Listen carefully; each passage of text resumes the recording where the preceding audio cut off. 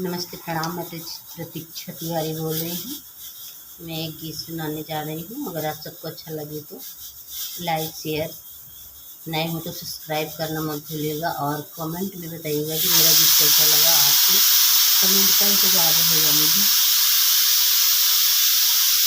आज ग्वाल बाल गोपियन के लागे बढ़िया, आज ग्वाल बाल गोपियन के लागे बढ़िया।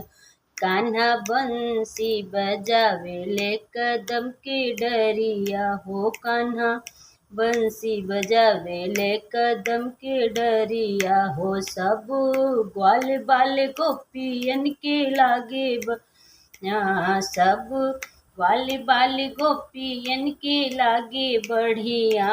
कान्हा बंसी बजावे ले कदम के डरिया, कान्हा बंसी बजावे ले कदम के डरिया।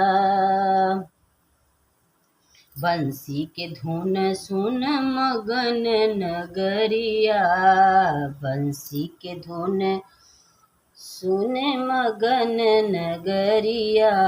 सात सुर छोड़ ले बाड़े राधा के सवरिया, सात सुर छोड़ ले बाड़े राधा के सवरिया।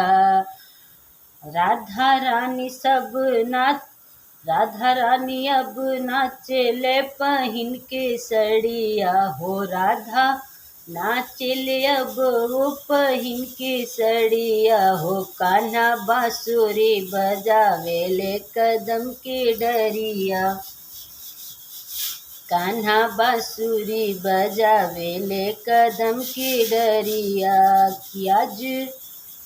आज ग्वाल बाल गोपियन के लागे बढ़िया हो, आज ग्वाल बाल गोपियन के लागे बढ़िया। कि कान्हा बंसी बजावे ले कदम के डरिया हो, कान्हा बंसी बजावे ले कदम के डरिया। मस्त मगन हो के नाचे ग्वाल बाल हो, मस्त मगन हो के नाचे ग्वाल बाल हो। नाचे ग्वाल बाल हो, सब नाचे ग्वाल बाल हो। ऐसन ऐसन नाचेले, ऐसन नाचेले मस्त नगरी हो, ऐसन नाचे मगन मस्त नगरी हो। कान्हा बंसी बजावे ले कदम के डरिया, कान्हा बंसी बजावे ले कदम के डरिया। कजरा रे नैन इनकी रंग काले काले, कजरा रे नैन इनकी रंग काले काले।